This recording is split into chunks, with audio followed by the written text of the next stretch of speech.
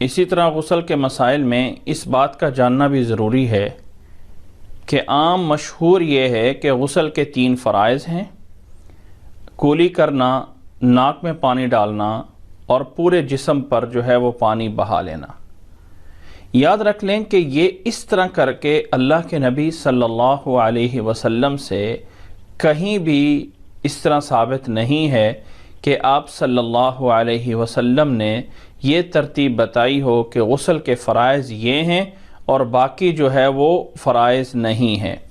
اللہ کے نبی صلی اللہ علیہ وسلم سے غسل کا وہی طریقہ نقل کیا گیا ہے جو پیچھے بیان ہوا ہے۔ غسل کے اندر ہم اپنی طرف سے اس چیز کو نہیں فکس کر سکتے کہ یہ والی چیز اس انداز سے کرنی ہے، یہ والی چیز اس انداز سے کرنی ہے، نہیں۔ اصل یہ ہے کہ جو اللہ کے نبی صلی اللہ علیہ وسلم نے کام کر کے دکھایا ہے اس کا کرنا ہے، اور جسے نہیں کیا ہے اسے جو ہے وہ نہیں کرنا ہے۔ غسل کا طریقہ اللہ کے نبی صلی اللہ علیہ وسلم سے جس ترتیب سے بیان ہوا ہے اسی طرح غسل کرنا ہی صحیح ہوتا ہے، اور اللہ کے نبی صلی اللہ علیہ وسلم سے کہیں بھی یہ والی تفریق جو ہے وہ موجود نہیں ہے کہ یہ والے فرض پورے کر لو اور بات ختم ہو جائے۔ اللہ کے نبی صلی اللہ علیہ وسلم سے غسل کرنے کے طریقے کے سلسلے میں حضرت عائشہ اور حضرت میمونہ رضی اللہ تعالی عنہما کی روایات، جسے امام بخاری رحمہ اللہ نے اور امام مسلم رحمہ اللہ نے بیان فرمایا ہے، وہ بنیادی حیثیت رکھتی ہیں۔ ان روایات کا خلاصہ یہ ہے کہ سب سے پہلے نیت کی جائے گی، طہارت کی نیت کرنا۔ اللہ کے نبی صلی اللہ علیہ وسلم نے فرمایا ہے انما الاعمال بالنیات، کہ اعمال کا دار و مدار نیت پر ہے۔ اس حدیث کو امام بخاری رحمہ اللہ نے سب سے پہلے نمبر پہ بیان فرمایا ہے، اور نیت دل کے ارادے کا نام ہے۔ زبان سے کوئی الفاظ جو ہے وہ نہیں ادا کیے جاتے، صرف اور صرف سوچنا کہ میں پاکیزگی حاصل کرنے کے لیے غسل کر رہا ہوں یا کر رہی ہوں، یہی جو ہے وہ نیت کرنا ہوتا ہے۔ نیت کرنے کے بعد دوسرے نمبر پہ دونوں ہاتھوں کو 2 بار یا 3 بار دھونا، جیسے کہ حضرت عائشہ رضی اللہ تعالی عنہ کی روایت میں اذا اغتسل من الجنابہ غسل یدیہ، اور حضرت میمونہ رضی اللہ تعالی عنہ کی روایت میں فاکفأ بیمینہ علی شمالہ مرتین او ثلاثا، کہ اللہ کے نبی صلی اللہ علیہ وسلم نے دائیں ہاتھ سے برتن کو انڈیل کر بائیں ہاتھ پر پانی ڈالا اور دونوں ہاتھوں کو 2 یا 3 بار جو ہے وہ دھویا۔ اس کے بعد دوسرے نمبر پہ ہاتھ دھونے کے بعد جسم سے لگی ہوئی کوئی ظاہری نجاست ہو تو اس کو دھونا، اور شرمگاہ کے حصے کو دھونا، یعنی اچھی طرح استنجا کرنا۔ اللہ کے نبی صلی اللہ علیہ وسلم سے حضرت میمونہ رضی اللہ تعالی عنہ کی روایت میں یہ الفاظ موجود ہیں ثم غسل فرجہ، کہ اللہ کے نبی صلی اللہ علیہ وسلم نے دونوں ہاتھ دھونے کے بعد پھر اپنی شرمگاہ کے حصے کو جو ہے وہ دھویا۔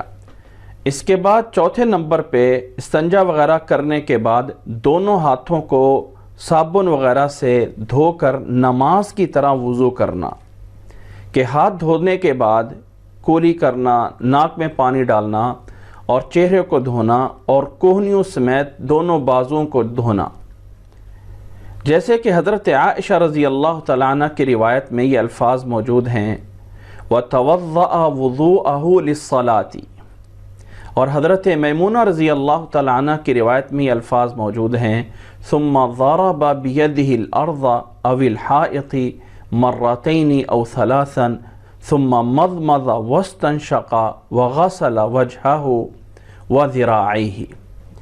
کہ اللہ کے نبی صلی اللہ علیہ وسلم نے استنجا کرنے کے بعد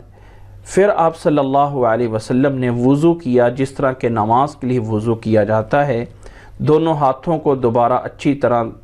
دیوار سے مار کر مٹی وغیرہ سے یا آج کل صابن وغیرہ سے جو ہے وہ دھویا،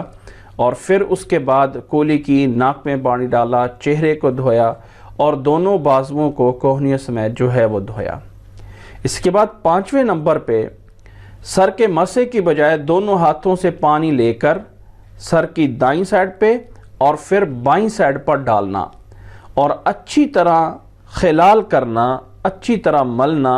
یہاں تک کہ پانی بالوں کی جڑوں تک جو ہے وہ پہنچ جائے۔ حضرت عائشہ رضی اللہ تعالیٰ عنہ فرماتی ہیں ثم يخلل بيده شعره حتى اذا ظن انه قد اروى بشرته افاض عليه الماء ثلاثا۔ اور حضرت میمونہ رضی اللہ تعالیٰ عنہ کی روایت میں الفاظ موجود ہیں ثم افاض على رأسه الماء، کہ اللہ کے نبی صلی اللہ علیہ وسلم اپنے سر پہ پانی ڈال کے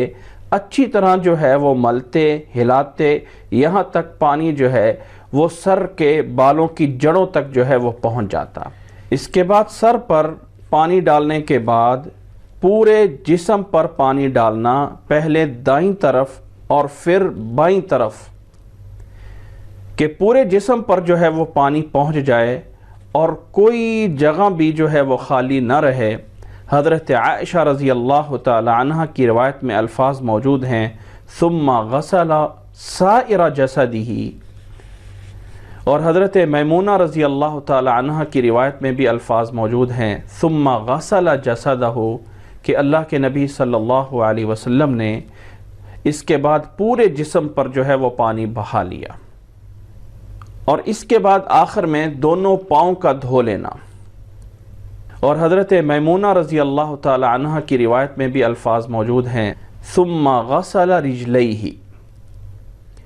خلاصتاً یہ ہے کہ سب سے پہلے دونوں ہاتھوں کا دھونا اور پھر جسم سے لگی ہوئی زہری نجاست کو دھونا، اور اس کے بعد دوبارہ دونوں ہاتھوں کو صابن وغیرہ سے دھو کر وضو کرنا۔ جب مسح کی باری آئے تو اچھی طرح سر پہ پانی ڈال لینا